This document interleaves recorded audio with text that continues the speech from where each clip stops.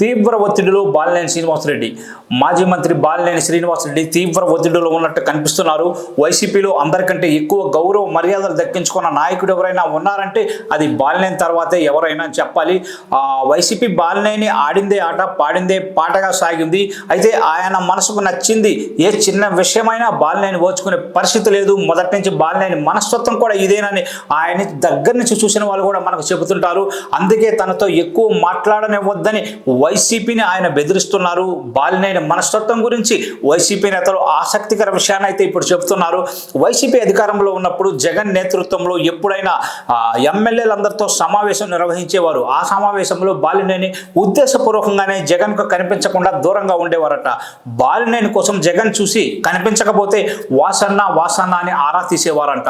CM గారు మిమ్మల్ని పిలుస్తున్నారని ఒకరికి 10 మంది బాలినేనికి చెప్పడం, ఆయన జగన్ దగ్గరికి వెళ్ళడం జరిగేదని అంటున్నారు.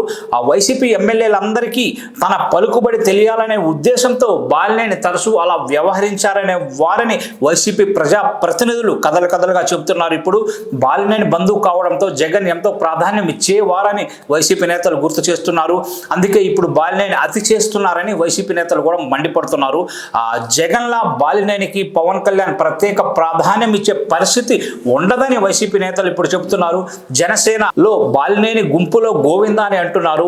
అందుకే బాలినేని తీవ్ర ఒత్తిడిలో ఉన్నట్లుగానే చెబుతున్నారు. బాలినేని జనసేనలో కూడా ఎక్కువ కాలం కొనసాగే పరిస్థితి అయితే ఉండదని ఆయన మనస్తత్వం తెలిసిన వారంతా చెబుతున్నమాట. జనసేనలో బాలినేని ప్రస్థానం ఎన్నాళ్ళు ఉంటుందో ఇప్పుడు మనం వేచి చూడాలి.